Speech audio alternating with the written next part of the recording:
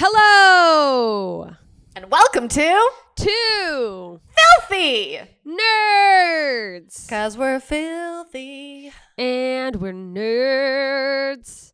And there's two of us. Miraculously, both of us survived to the end of the year. We've made it through 2020. Have we survived? No. I mean, are we? Is this a survival? What's going on here? I mean, that's we're literally... both wearing black.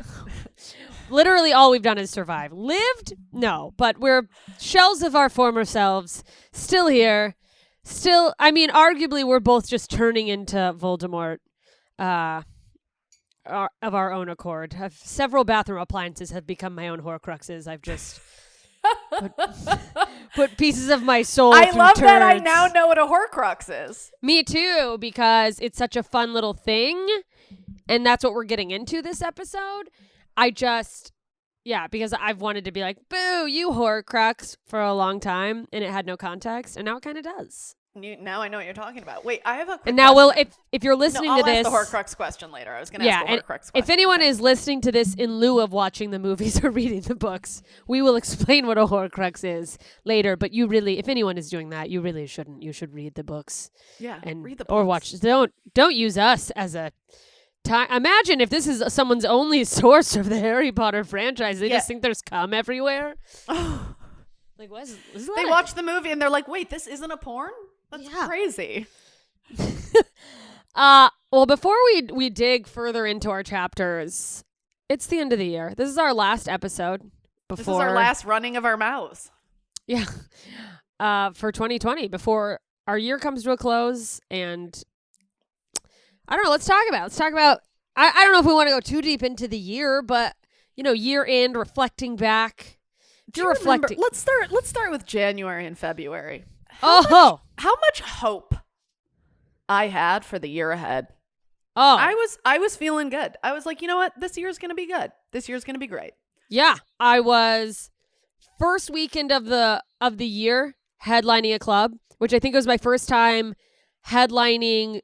Having a weekend, the very first weekend where I was headlining. Mm-hmm. I've a headline before, but like that weekend has either been I'm featuring or I just am not booked at a club that week. Maybe a week or two later, got a phone call from Nicole going, oh my God. And I was like, I know, Pier 1 is having a sale. It's crazy. Because I texted her, I passed a Pier 1 Imports, and I was like, Pier 1 Imports is going out of business. And she called me, and she's like, oh my God. I was like, I know, isn't it crazy? And she's like, no, Joe Rogan posted your tweet on his Instagram. And that was a week before I was leaving to tour Europe. I was like, this is it. This is going to be the best year of my career. Nothing kicks off a year like a Joe Rogan wreck. Yeah. If any of you, by the way, have come to this podcast or are following me because he posted that tweet and you're still here, God bless you. Because they dropped like flies. I got a lot of follows and they slipped off quickly when they were like... They are not loyal followers. No. They're like, they are loyal to Joe Rogan and that's it. Good for him. And I was honored to be... have his light shone upon me briefly. And for those of you guys who don't know who Joe Rogan is, head over and give that guy a follow. He needs it. I love him, and I'm sad that he's in Austin, and I hope all his talk of opening a club becomes reality, and I hope that he hasn't forgotten. Moved to Austin. He hasn't forgotten me by then. Yeah. I mean, how are you feeling? January 2020. Go back. What's going on for Nicole? I feel like January 2020, I found out I was doing Lights Out with David Spade. Huge. And I was like, this is huge. This is you great. finally this is fantastic. Get featured on a Comedy Central panel show. That's big. And I do well, and it was good. And, the booker for that show was like, all right, totally going to have you back. Everybody loved you. You did a great job. So I was like, all right, cool. This is great. Rotation. And then I booked this week at the Comedy Cellar, another Comedy Central show. I got a date for that. Yeah, you were. And here's what people on the outside, I think, don't understand, if I may. And if you decide you want me to cut this. No. For your own sanctity and career, please do. Comedy Central has a rotation of comedians. And they like to, once they like someone, they see them, they start putting them in different things. And Comedy Central does not cover every comedian that's coming up in the world. There's plenty of amazing comedians I know that you will have never seen on Comedy Central. But once you're on their radar, that's a very good thing. They start to like plug you into little things and they'll use you more and more. You have more of a voice over there, from my understanding, from, a lot of my friends who work over there. And also from what you see, like if you look at, the social media for Comedy Central, you'll notice a trend. Yeah. You'll see some repeat offenders, Yeah. And so this was great for you. That's a great place excited to be getting in with. It was, that's 2 Comedy Central shows. I had to join SAG, which was great. I've lived in LA for an extremely long time, and I joined SAG this year. They took all my money. That's fucking hell. By the way, if anyone doesn't know, that is the Actors Union. That is a big deal for an actor to hit the point that like, oh, you're booking enough work, you've booked enough small parts, you have to join this union. But as you said, it's a lot of money to join the union, and I still haven't finished paying off my dues for SAG. I still owe them $1,000, which they told me I have to pay by January 4th or they'll kick me out of the union. Did you tell them to eat your ass? Didn't they stop giving people health insurance? I would mail them a hot turd. I'm not SAG, by the way. If anyone's wondering, I probably never will be because of that exact attitude. I have to call them tomorrow and fight with them again. So those were like 2 big things. And then I had a weekend with Attell in February, and God only knows he's the greatest man alive. And then great. I did, in January, I had a week at the Comedy Cellar in Vegas. And then I had another week at the Comedy Cellar in March, right before quarantine, right before COVID hit the fan. They were working you a lot. That's great. Yeah, they were working me a lot. So I was like, oh, this is great. Like that year I made all of my money not all of my money, but I was able to completely support myself doing stand-up comedy. That's year? What do you mean? The year before? 2019. So you were like, it's done. I'm never going back. I'm never going back. I was like, oh, this is the beginning of it. I'm never going to have another side hustle. I'm never going to none of that. Yeah. And then let me tell you, as someone who's been making all their money from doing stand-up for the last 4 years, it hurts. When the Comedy Store closed down, I was like, I have no purpose. Yeah, and that I think was the hardest thing. More than anything, more than losing the income, the identity, losing the purpose and the identity. And by the way, we both watched Soul last night. If you haven't watched that movie, my God, you guys, go fucking watch it. If you just lost someone, do not take your time and you grieve before you watch that movie. But I think I know what you're going to say. But the part about the identity, your job is not who you are. Oh. Your job is not your spark. That's what hit me real hard, in addition to the whole death thing. That's so funny because I see what you're saying, that like the spark doesn't come from the thing you do, but also the part where they're in the zone. Oh, in the zone. Like these people are in the zone. Yeah. When that came on, that was the first time I cried in that movie. Yeah. When I saw the zone, I was in shock. Because I was like, that's it. That's the thing on stage when you're like fully connected and it feels like you're doing like an emotional symphony with the audience and you're not like thinking about your material. You're not thinking about your, what is the act out? You're just organically, happening. You're on fully autopilot. Present. Fully present. That is a magical fucking moment. And when they physicalized what being in the zone looked like, I was like, yes. And then I was like, I may never be in the zone again. And I thought the same exact thing. And it fucked me up. Not only did the lack of zone fuck me up, but the whole idea that your spark is not what you do. I was like, oh, fuck. What was his spark? I still don't understand then. I'm still confused by this movie. I think I was too caught up in crying about death. Spark. I missed some. I mean, I remember a leaf falls down and he's like, it's not about the music. It's about living every moment. I mean, I remember having the thought of, oh my God, it's not a new thought, but like the meaning of life is living. Yeah. I think there was a message for me of being of service and how he was rewarded in the end by getting a second chance at life because what he did for 22. Yeah, I don't want to give any spoilers away, even though we clearly just did. I thought the ending, I talked about this with our producer, Sam, I thought it was a cop-out, and that I think I wouldn't be surprised if the original ending was more sad, and then they were like, nope, we got to happy it up without giving any more details. Couldn't agree more. I was genuinely shocked. I was shooketh when he got to go back. And he didn't walk away from and go like, I've lived, you know? You know, give someone else a chance. Yeah, but what does any of that mean? Well, okay. We've obviously lamented on all the shitty things. Is there anything this year that you can find a silver lining for or gratitude? That's a tough one. I mean, this year's been pretty brutal. Silver lining, I got to live with you. That was fun. That was a good. Thank God, all of my other things fell apart, and your previous roommate got moved in with a guy very quickly. Got dicked up and dicked out.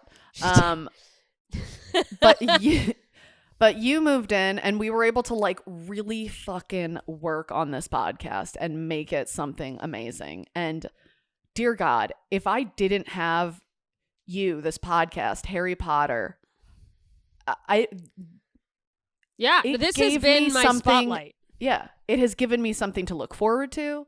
It has given me a sense of purpose. It has given me something to use to escape the reality of the I love it. And in a time where, you know, because if we weren't living together, we still would not have seen each other in person. And like, even though it's not in person, I also love that we, you know, we have this community of our patrons, patreon.com/2filthynerds, not to be that person. Over there but if you want to be part of the live stream and chat along with us, it really has been like a light in the dark, that it's like, something. First of all, Mama loves to measure her self-worth on productivity, and a lot of people will tell you that's not healthy, and they're right. But having things to do, let me be clear. I am cripplingly aware that my mental health is in the toilet, but it is far better than it would be because I have had this podcast to look forward to. And had like the escapism and the excitement of one of my favorite stories, just like the laughs we can have. Yeah, no, by the way, we did not intend for this Running Our Filthy Mouths to turn into like a corny, now let's talk about how grateful we are for our listeners. I mean, it really is amazing. We've gotten to know people on this level that would we have otherwise? Fuck, I don't know. No, and it's like, you know, the thing is like, are there other things we wish we could have done this year? 1,000,000,000%. Yes. Are there things we wish would have gone differently? Yeah. Oh, yeah. Mm-hmm. Oh, yeah. So differently. Where do we start? Yeah. We don't have time. Literally, our producer is flagging us down to wrap the fuck up. But before we wrap up, I want to know, is there any other silver lining for you? For me, let's see. Silver lining. You know, sure. If a global pandemic hadn't happened, I would be thinner. Absolutely. And yeah, maybe I wouldn't wash my hands as well. So that's a silver lining. You know what? This is dark. But as many of you know, both of our dads passed away. And as some of you might know, I was not close with my dad for the last several years. He, you know, left and came back and left, and I haven't talked to him since 2009. Blah, blah, blah. You know, that's my other podcast if you want. I'll do a whole episode about it. But like, he, you know, I got the call that he was not doing well from my cousin Tess. And I think in any other year, I wouldn't have been sitting at home with nowhere to be. And ooh, this is about to get sad. Ooh, no, I'm not gonna cry. Oh, cry! I'm gonna cry. This is hard. I am a workaholic to a fault. Oh no. Shit.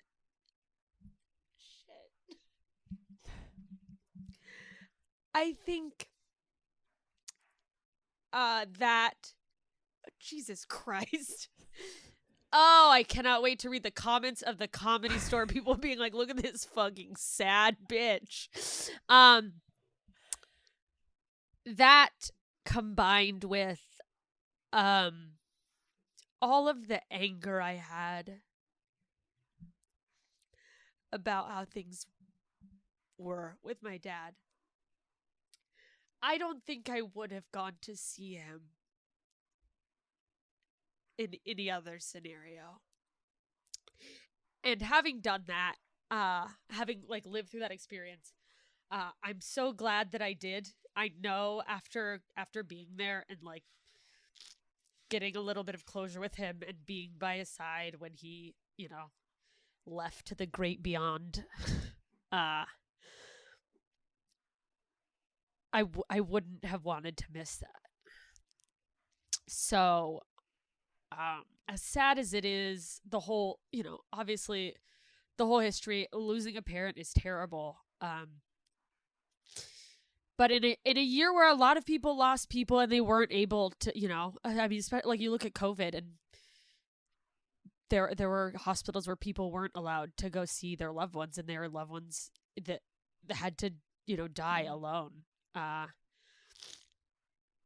It worked out in a way that I'm glad I got to be there. I'm glad I made it in time to get closure. And I'll be grateful when I can think of my dad and not immediately burst into tears. But anyway, check out Ignorance is Blessed for the full I'm unrolling toilet paper for anyone who's only listening to the audio. It got really ugly over here. But yeah, that would be my only other silver lining. My mom moved back to the States. That's fun. Her place is great. It's out in the middle of nowhere.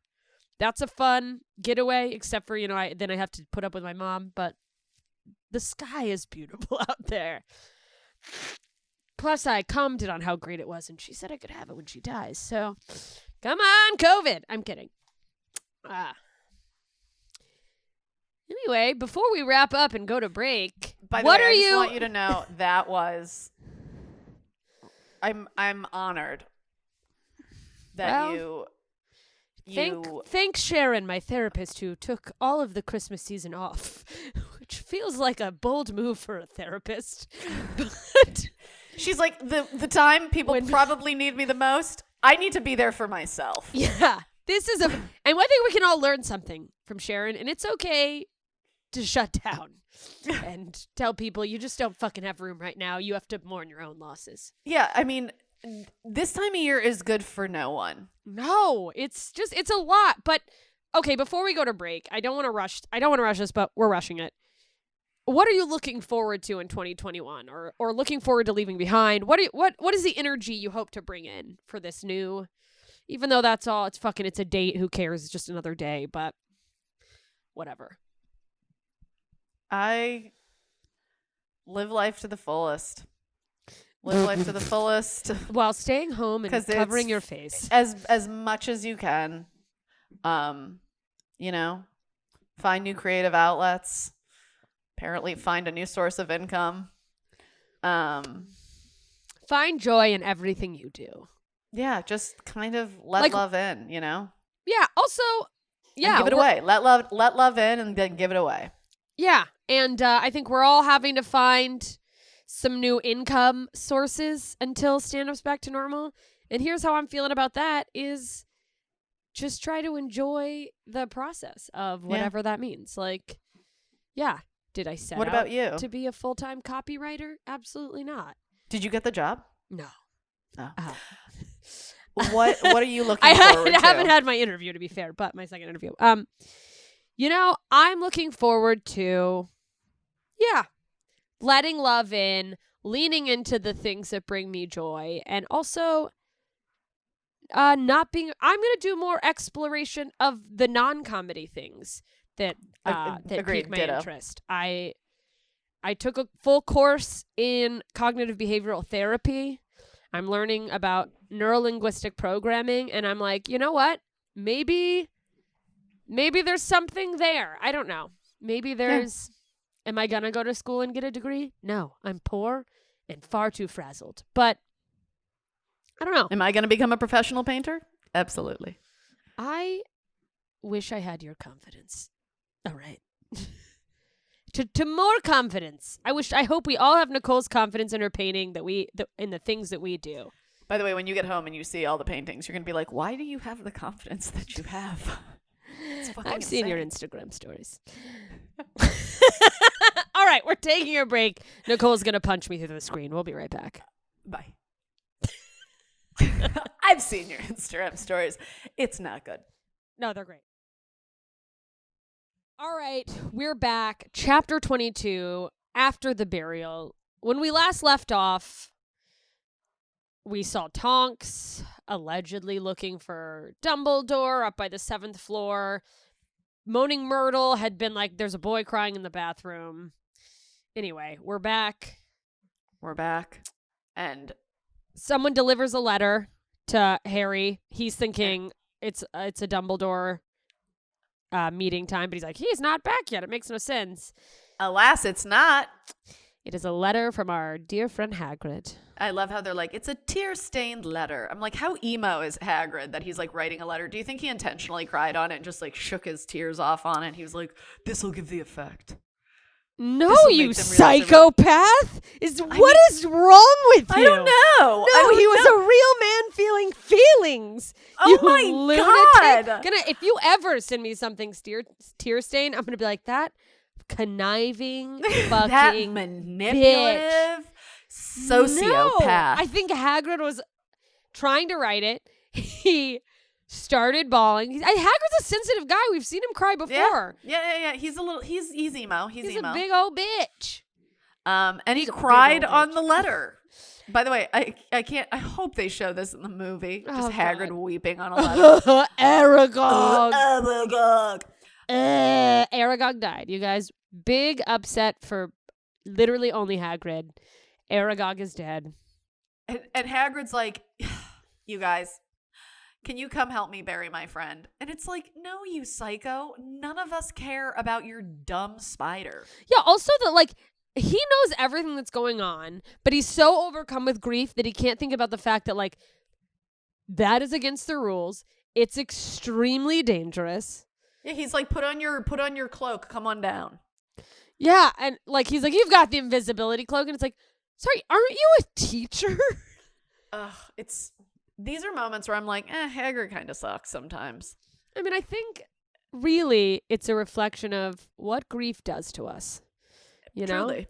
Hagrid, who would never want to upset Dumbledore, who loves his position in the school, is now asking 3 students who are arguably the most in danger. Harry, because he's Harry. The other 2 because they're close to Harry. They could become props in a attempt to, get Harry over to the dark side. I don't fucking know. But he's so distraught about his spider that he's just in so much pain. That he sends a literal cry for help. Yes. Just special delivery, my tears. How big do you think his tears are? Oh, they would wipe me out. Loads. Just hot. Back to the hot loads. Hot loads. Just a warm. It would be like a full shower. I feel like he could cry into a hot tub and it would be filled. Just one little tear, bling. A tear koozie. The saddest jacuzzi ever. All jacuzzis are sad if you're crying in them. Yeah. Or if you've, I don't know. I love a good cry in a jacuzzi. That is the most elitist thing somebody could possibly say. My favorite place to cry, in the jacuzzi. It just surrounds me with the warmth when I'm feeling so alone. And then you just look at their jacuzzi and it's filled with snot. And you're like, ugh. But it's like, how often, if you can say your favorite place to cry in a jacuzzi is either you cry a lot or you have too many jacuzzis in your life. I mean, it's probably both. Yeah, it's probably How many jacuzzis is too many jacuzzis? Nothing more annoying than rich people who cry a lot. Oh, God, rich people problems. Oof. Woof. Which we'll talk about very soon, because we will encounter a rich person crying very quickly in this episode. Very quickly. So Ron and Hermione, everyone's kind of on the fence, like, I don't think this is a good idea. Ron and Hermione have not taken their they're taking their apparition test. Harry's not, because he's not 17. So he's SOL. Obviously, Ron's like super nervous about it because he's been fucking up left and right. But this is a potential opportunity for Harry because Slughorn, they have potions class when everyone's taking the apparition test, and only 3 of them are there. So it's kind of just like more time for, one-on-one to get in the there teacher. To try and figure out what that rest of that memory is. Yeah, and this was cool. They get like since there's only 3 of them, Slughorn's like, let's have fun, which I thought this was fun. He's like, just make a fun potion.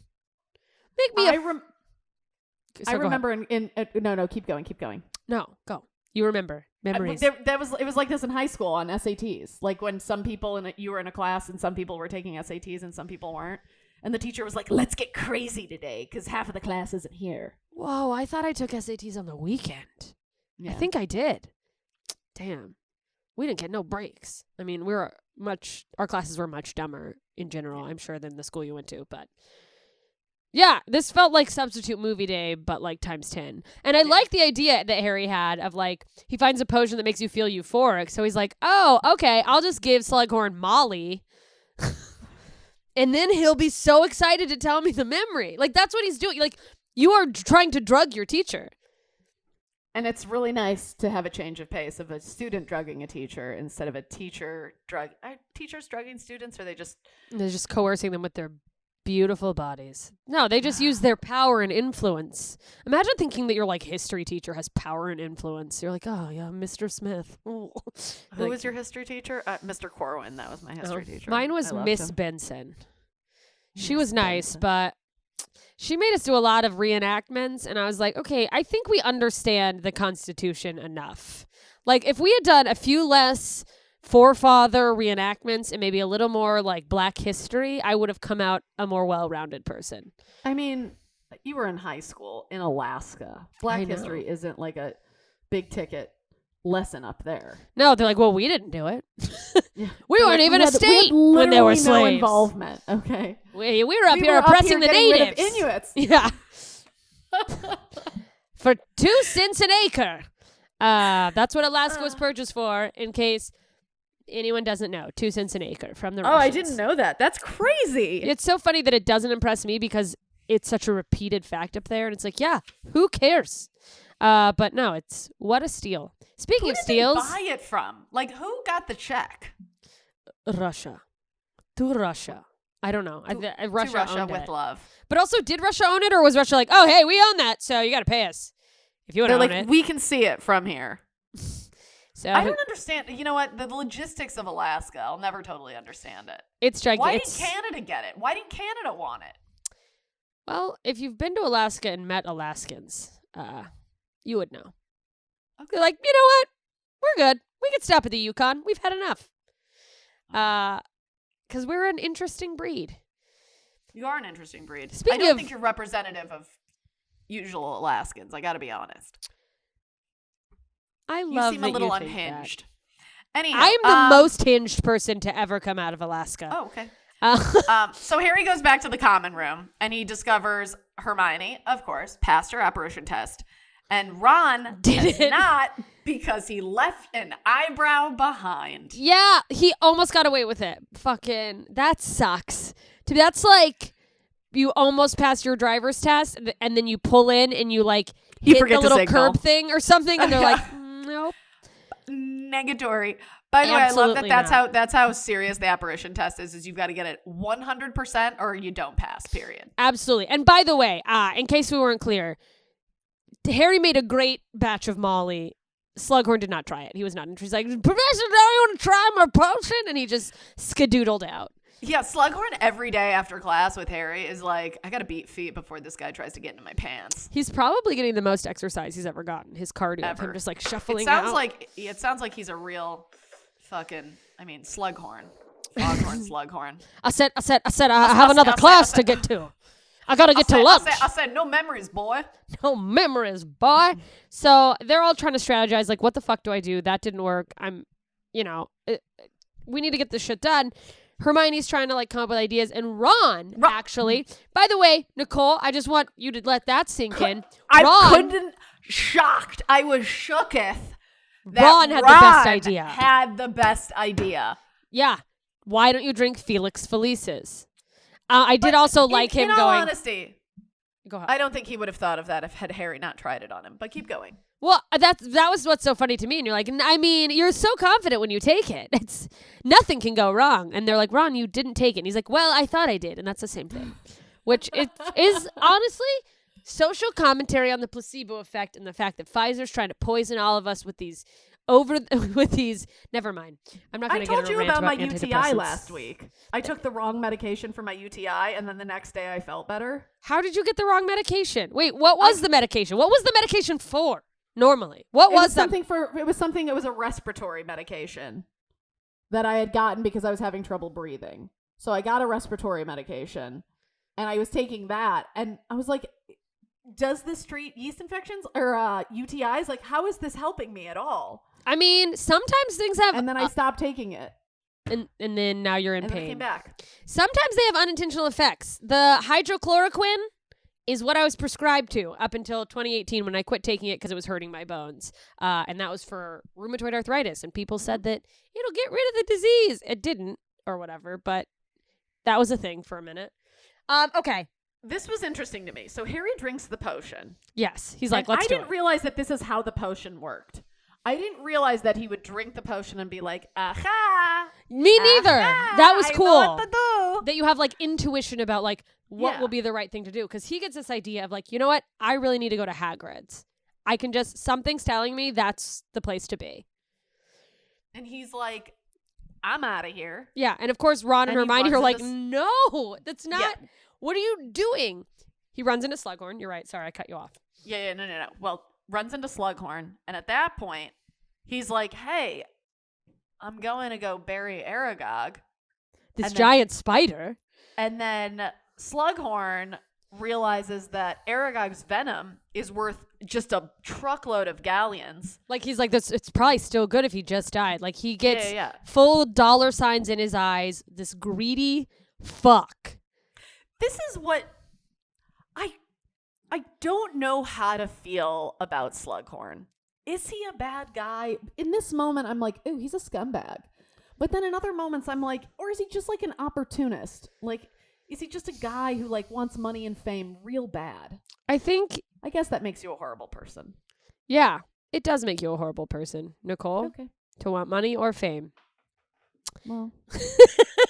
I think he's not the best guy, but I think this is a reflection of a human that like everyone's multifaceted. Someone can have good intentions, but still be like drawn to sinful things. He's obviously a glutton. We've seen the way he drinks. Mm-hmm. He is greedy. He's like not getting a huge salary here. So he's like, man, I could tag along. And Harry is now seeing like, oh, this is why my I'm supposed to come opportunity. here. Uh-huh. He's like, sure, I'm sure that would be great. Hagrid's thrilled that he has an audience for this funeral. Yeah, he's like so grateful Harry's there, but then Slughorn coming, he's like, wow, this is so nice of you. Like, you really didn't have to do this. And Slughorn's, of course, fucking leaning into it like, I revere these creatures. I had to come. And, he sneaks vials of the venom, just like, boop, boop, boop. And here's a fucked up part of this whole scene. Slughorn and Hagrid start boozing. Yeah, Slughorn brought a bunch of booze. And by the way, go. By the way, he's like, I had a house elf taste all of them to make sure they're safe because of what happened to your friend Ron. It's like, oh my God, you could have killed a house elf. Expendable. Hermione doth protest. Yes. But I love that Harry's thought is, I gotta stay sober for this one. He's not even 17. But he's being offered. It's just one of those things. When, why is drinking so normal in this world? In the UK? Is that what you're asking? Have you been there? Have you ever been a small English town when there's a soccer match and there people are just barfing in the streets and they're like, Manchester United. Sorry. Have you seen that? No, but I have imagined barfing it. in the street yet. I haven't been to Ireland yet, but I hear it's fabulous this time of year. Anyway, so Harry's like, he pretends to drink. I'm gonna stay sober so I can have the upper hand. I mean, that's his thought. But that's the Felix Felicis is like, don't drink. And he's like, oh, don't drink. Got it. Also that he thought that he needed the Felix Felicis to be like, maybe don't get sloshed while you're trying to get this memory. Yeah. I wouldn't have any, my judgment would be completely impaired otherwise. Yeah, well, that it's like, yeah, he's clearly a teenager that someone had to tell him that, like a special potion. But they become trashed. Everyone's in a good mood. Hagrid passes out. And that's Harry when slides in with the question. Yeah. And he's like, hey, man, like, what's up with that memory? Come on. And Slughorn's on this whole, like, your eyes, they're like your mother's. And how good were his mother's eyes? Apparently they were great because everyone remembers them so clearly. They must have been piercing. Like, I don't remember very many people's eyes. Unless they're piercing. Yes, and then they cut to my core. So Harry's like I don't know. Dude, I need this so fucking bad. He's need this, otherwise I can't fight Voldybuns. Yeah, they have this whole connection about like Voldemort killed my mother, and you know, wouldn't you want to like do right by my mother? She was one of your favorite students. And so Slughorn finally gives in, but he says, he's like, please, you know, don't think too little of me when you see this memory. He's always like, and it's I think what we suspected, or what I would have suspected, is like he's ashamed of the fact that he just gave away some type of important information. Yeah. And that's when we're rolling to the next chapter. Slughorn drunkenly takes out the memory like we've seen Snape and Dumbledore do. The little silver shit comes out of his head. He puts it in a vial for Harry. And the best part is, because of the Felix Felicis, he is so drunk, he's not even going to remember doing this. So it doesn't have to be weird at all. This isn't like a regular one night stand where you run into the person in the grocery store and you're like, oh, that's you. You came in my hair. No. No one has to know. All right. We roll into chapter 23. How many times, real quick, how many times have you had cum in your hair? That I'm aware of? 2. I would say that's probably a very low bar, though. I mean, this hair... You think there could be something living in it now. Yeah. I'll be honest, we recorded an episode a few weeks ago and I had a load in my hair. You did? Mm-hmm. You had a load in your hair? Mm-hmm. I was just sitting next to you, right at the Comedy Store, just a fucking, when I whooped up into the bun. Actually, my hair was down. I had my hair down with a load in it. All right, let's go on. You guys stay inside. Don't let people load in your hair. That could be carrying something. So Harry runs back to the castle. Yeah. Chapter 23, Horcruxes. Chapter 23, Horcruxes, yes. So he gets back to the castle. The potion's wearing off. He tries to get into the fat lady. And she's like, I changed the password. Just because what a bitch. What the fuck is wrong with her? And by the way, she was lying. Yeah, she was lying because she was just mad he woke her up. She's like, you'll just have to sleep out here. And he's like, well, what am I going to do? And then Nearly Headless Nick is like, oh, Dumbledore's back. He mentions that. Because she's like, you'll have to take it up with the headmaster. And then he's like, I will. And the fat lady's like, I was just kidding. Like, oh no, I'm going to be fired. She's like, it's the same. What happens if a portrait gets fired from being a door hole? Do they just like, I feel like put it on a different wall? Or do you it gets moved? You just get sold on eBay? Oh. What would it be for witches and wizards? Spellbay? Spellbay? I don't know. I wish my brain could think of something better than that. But I don't know. E-spell? Wanderly? E-wand? What? AkioOverstock.com. Oh, that's funny. Like Accio. Accio. Is it Accio or Osseo? That's our producer Sam coming in hot. AussieOverstock.com. Aussie over here. It doesn't matter. The point is, you guys get it. Don't fuck around. Anywho, so if you're Portugal, Harry takes off. Yeah, and I love that the ghost had been like, oh yeah, he was seen coming in. He looked like he was in a pretty good mood, but a little tired. So something's going on with Dumbledore. Either something good happened, or is he like the all-knowing Dumbledore, and he's like, I think we're getting the information we need. Still not sure, but I mean, I'd put my money on the all-knowing Dumbledore. Yeah. So his whole vibe. He's just a know-it-all. He really is. Thank God. So this is where shit gets really fun. Harry gets to his office and he's like, you know what? What's going on? Why are you here so late? And he tells him he got the memory. And obviously he's thrilled and there's no time to waste. By the way, I love that Dumbledore at no point is like, you shouldn't be roaming the hallways, Harry. He's just like, all right, cool, let's do this. No. Harry never gets in trouble with Dumbledore, ever. Yeah, well, that's what happens when you're the chosen one. That like, sorry, yeah, the chosen one gets a little bit of leeway, you guys. He was chosen. He's the only Jewish kid in school. I would love if Harry was a Jew. Harry Potterwitz. Our people would love to have him as one of our people. Oh my God, yeah. All that gold? Okay. Don't cancel me, other Jews. Who do you think was running the vault? I mean, somebody got mad about that somewhere. I know. I saw a person be like, how dare she also make goblins run the bank? What are you inferring? And it's like, no, you're the one that's inferring.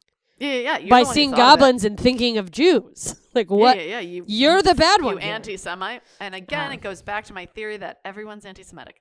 Anywho, so they put toss it in the memory pensive. into the pensive.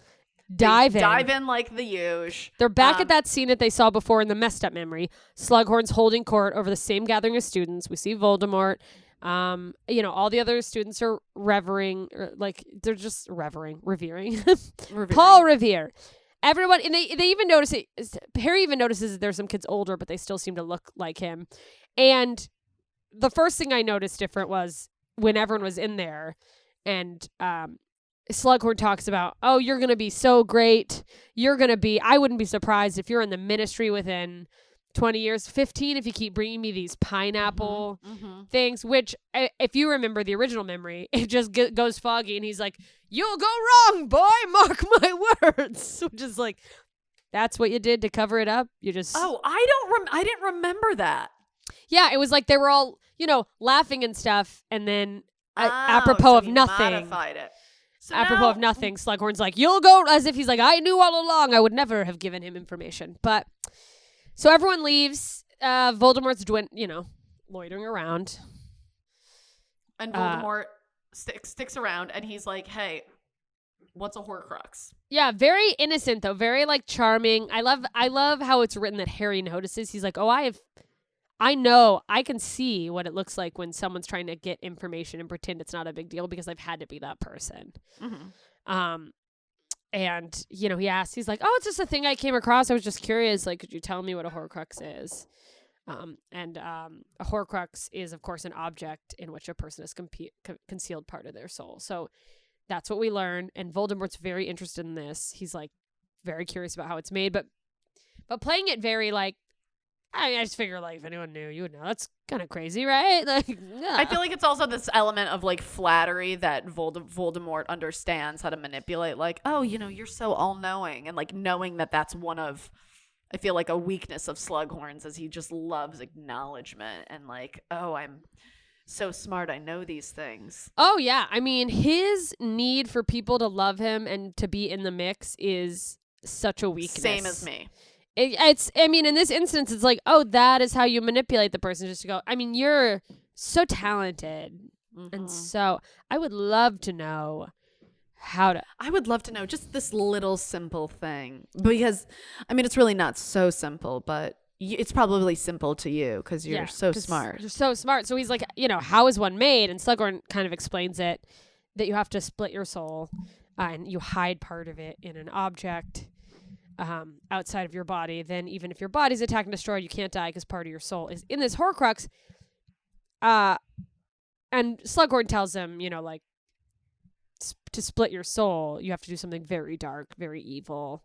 You have to kill someone. That's how someone splits their soul.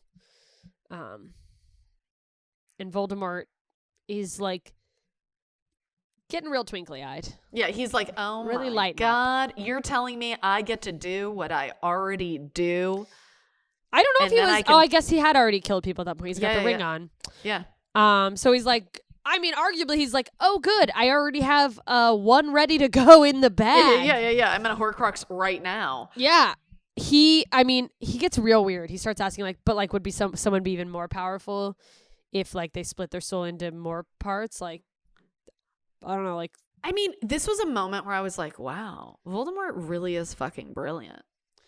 I mean, like, in an evil way. No. Yeah, in an evil way. He is. It's terrifying. What a strong, not strong. What's the word I'm looking for? To think of that. You know, it's like if you're given the explanation of like, you just split your soul. And then he's like, but what if you do it again? I mean, yeah, it's a very intelligent leap of thought, but I think he's probably already been having that thought. Or I guess maybe that did just occur to him, but he goes like, I think he came into this knowing he was going to ask this question. And he goes, yeah, what if you split it into like 7 pieces? Because apparently 7 is the most powerful number in the wizarding world. It carries a lot of magic connotation. Also my favorite number. That's your favorite number? It's one of my favorite numbers. 7 and 11. Mainly because I love 7-11. But yeah, 7 and 11 are my 2 favorite numbers. I'm a 5 and 7. Also interesting, 7 years of Hogwarts.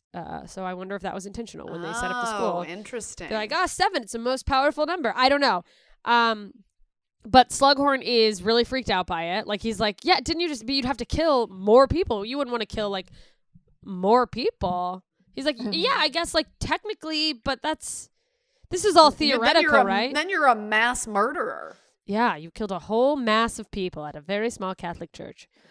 Yeah, so it's like he gives him the information, but Slughorn's like, this is just, like, for educational purposes, this is just, right? yeah, you're just wondering. You're just pure curiosity. And he's like, of course. Totally. Yeah. So the memory I feel like he already knew this. He just needed confirmation. Yeah, I think he definitely had speculation. He was leaning toward the information already. Like, I don't think he came in completely daft, like, unknowing of what a Horcrux was. But I think this was him going, okay, here's what I believe. Let me ask someone who might know if this makes sense. So they come out of it, and this is great because Dumbledore apparently had this theory all along. Mm-hmm. Of course he did.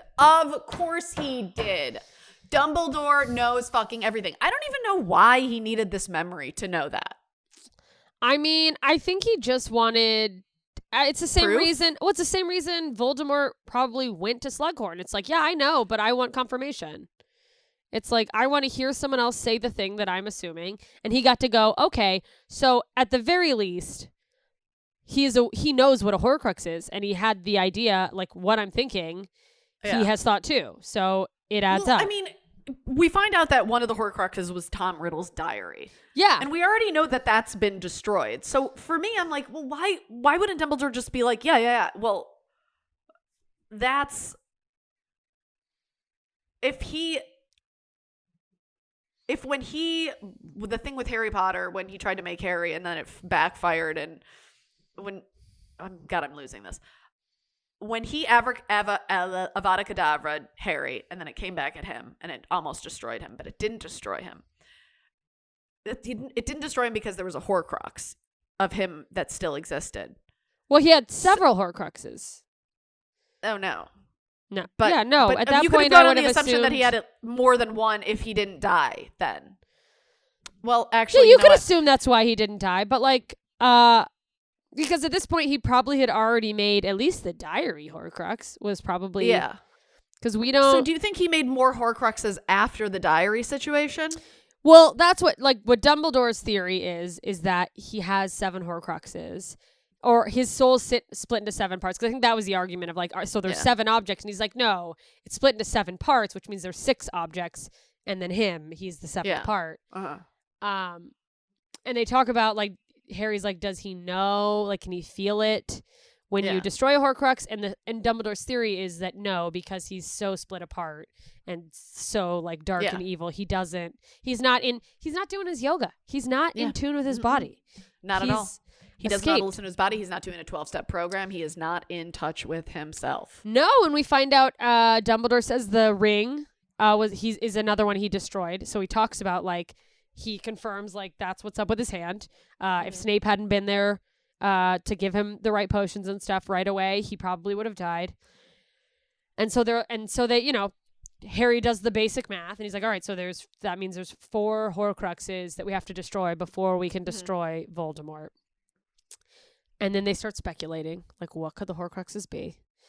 And I don't know if you jumped to this conclusion before the thing said it. Yes, I did.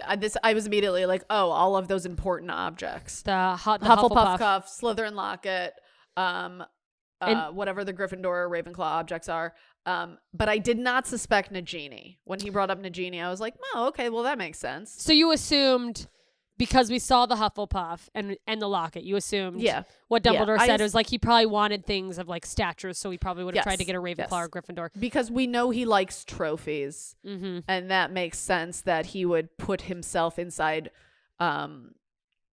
important objects. He wouldn't just put himself in something mundane. Yeah, and it's also who's going to destroy something, not knowing it's a Horcrux. No one's going to get rid of these artifacts of... Hogwarts house founders. Yeah. The Nagini the snake thing, I think, comes as a surprise. But even like Dumbledore says, he's like, it's a Gryffindor or Ravenclaw thing, but like really the only Gryffindor thing is that sword. So we know that that's out. Yeah. And this is, so I don't know. We're kind of doing the initial digging at least. We find out this is why Dumbledore hasn't been around. He's been out looking for these Horcruxes. I just don't totally believe that. I feel like Dumbledore's up to something else. Maybe. I don't know what, but like, that's it? Dumbledore was just going out looking for Horcruxes? I don't know. It's crazy. And it seems like they're kind of difficult to find. So maybe. And then Harry goes like, next time you go looking for one, to destroy one, I would like to be a part of that. And Dumbledore doesn't even hesitate. He's like, absolutely. I think that's totally fair. Yeah. And which... I think surprised Harry, but it's like at this point, it's like, yeah, no, like you probably have to be part of destroying them because Voldemort made him who he is by just believing that prophecy. I'm sure there's something to like him needing to be, and it's also like if the prophecy is true about one of them has to live and the other one dies, it's like, yeah, I'm not going to tell you can't come and try to help get closer to killing the guy that either has to die or you have to die. The scary thing for me was when he was like, it will take an uncommon skill and power to kill a wizard like Voldemort. Yeah, he was like, even if we destroy parts of his soul, he still has his magic and his brain, and he's still an extremely he's a talented guy. He's very powerful. Terrifying. That was terrifying to me.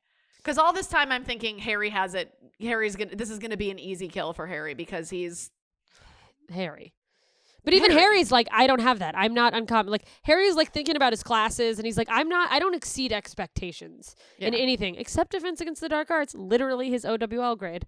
And then Dumbledore's like, yes, but you have the capacity to love, which Harry tries to be like, yeah, I get it, love. But love. Dumbledore like really leans into it and talks to him about why love is so powerful and how regardless of if there had been this prophecy, everything that has happened to Harry, because he loves things, would have still driven him to want to,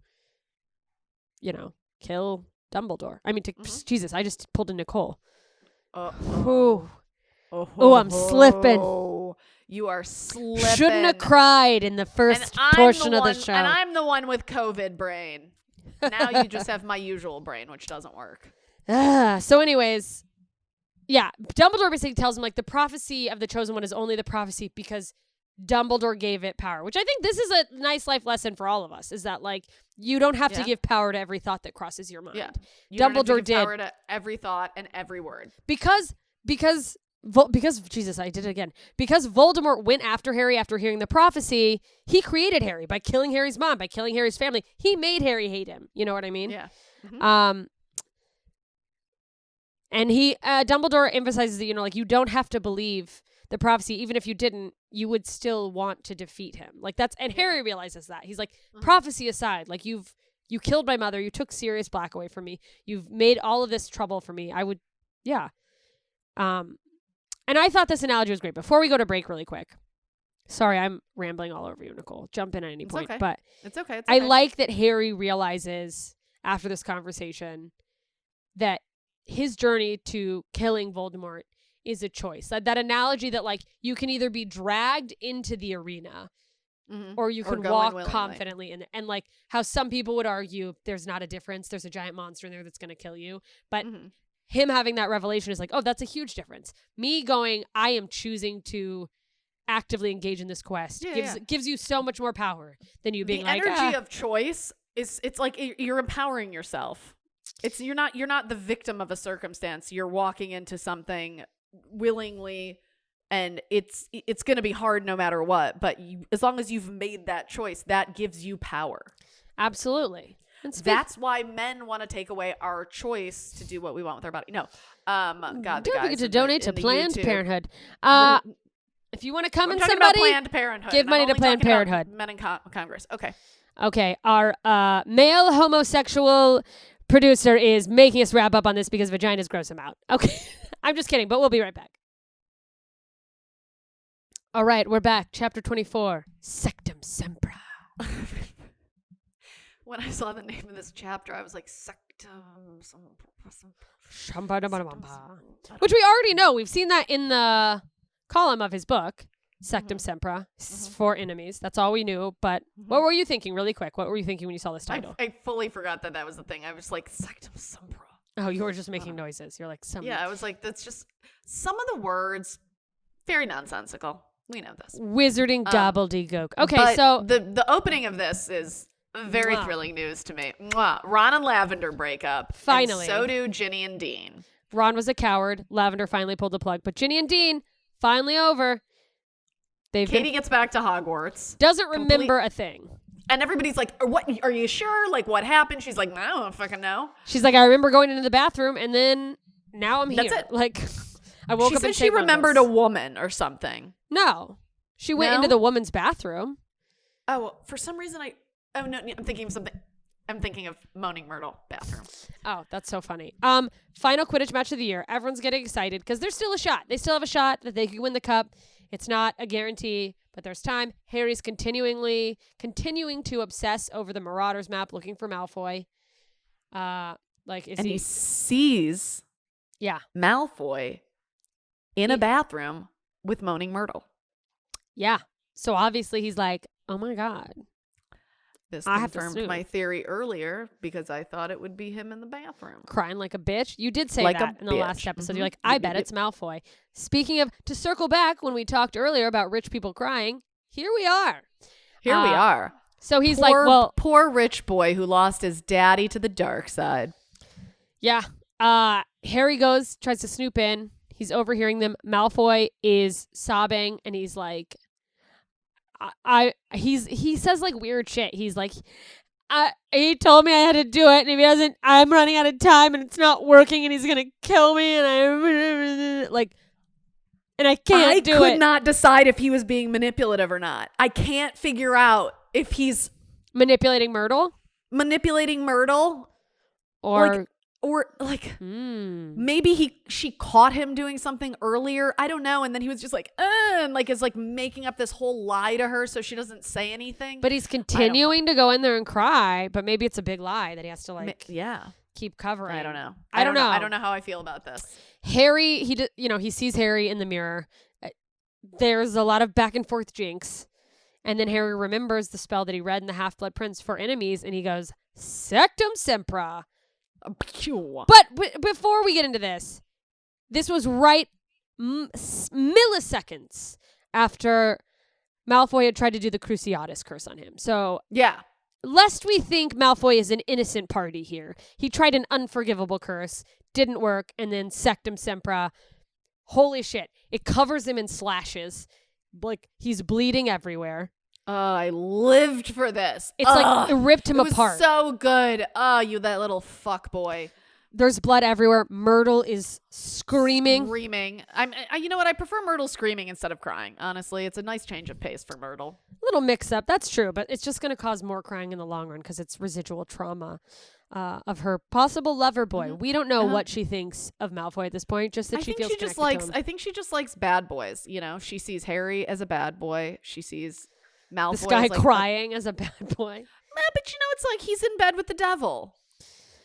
I mean, that's true. Does she know that though? Does she we don't know who this person is? Who knows? We don't know who he really is. Like, we know who he pretends to be. How deep in bed is he with, quote, the devil? How much is him just trying to seem cool? It's still a little unclear. Of course, as luck would have it, the fucking first person to show up is Snape. Every fucking time. Snape shows up and he's like, Harry, you stay here. I'm taking Malfoy to the infirmary. Takes him to the infirmary. Comes back.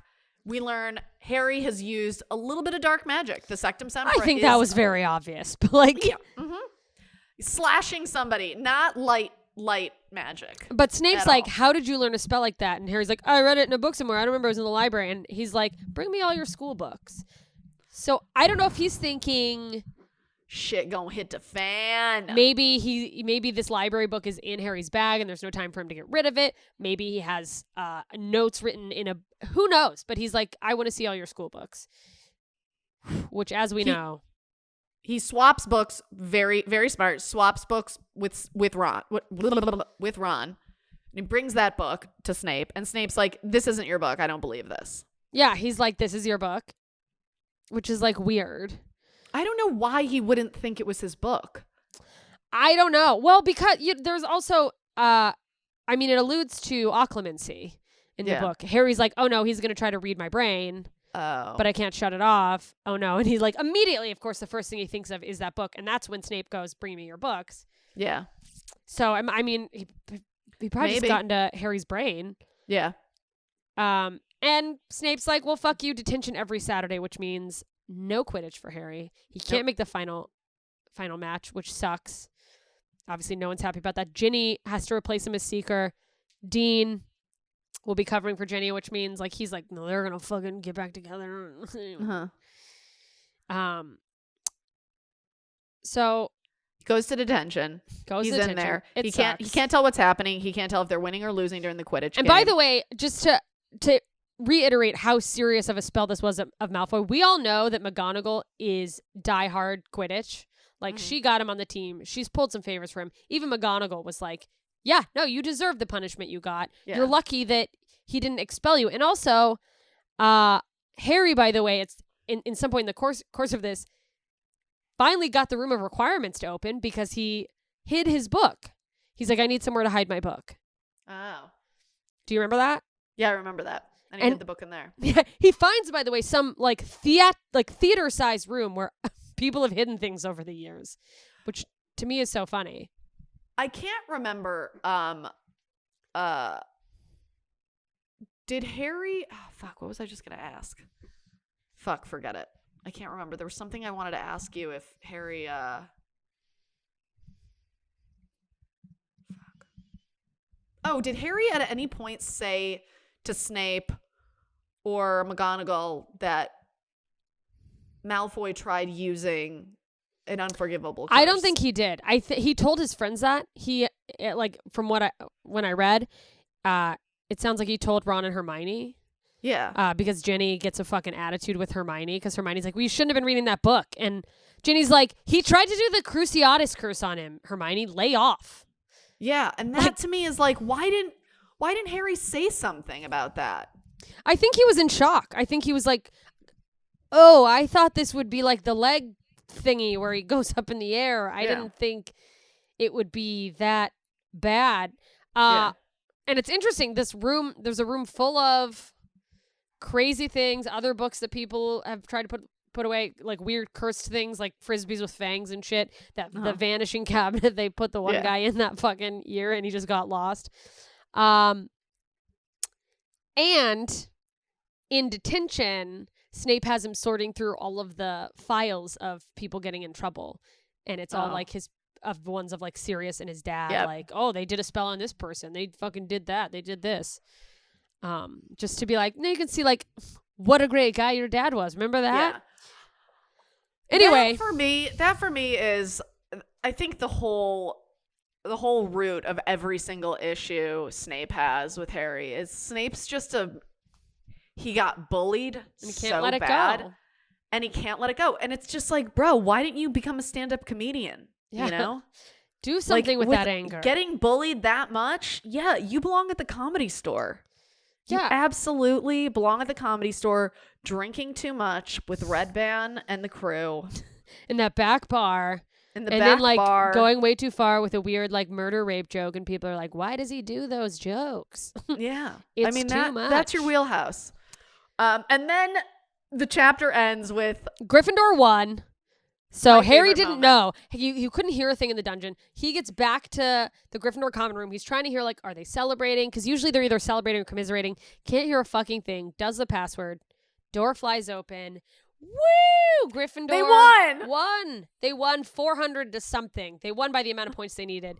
The Quidditch Cup is there. Ginny comes running over. And then in front of fucking everyone, Ginny and Ron kiss. And what? Everybody starts. Do you hear yourself? What is your hang up with this incest, you fucking creep? It's not happening. It doesn't work. They're not I'm sorry. This isn't your category on you porn. Listen, this is a children's I'm an old novel. woman. I fuck up names. It's my thing. Harry kisses Ginny and they're locked for what seems like a beautiful eternity. You pervert. Keep your weird redheaded sibling porn out of here. But they kiss and everybody's like wolf whistling. They're like, oh fucking shit, bananas. They're like, oh damn. Dean Thomas, a glass breaks. She like breaks a glass in his hand. But the best part is Harry's like scanning the room and he locks eyes with Ron, and Ron's just kind of like, well, gotta do what you gotta do, bro. Just kind of like, go for it. In the most clutch moment where he could have been a dick.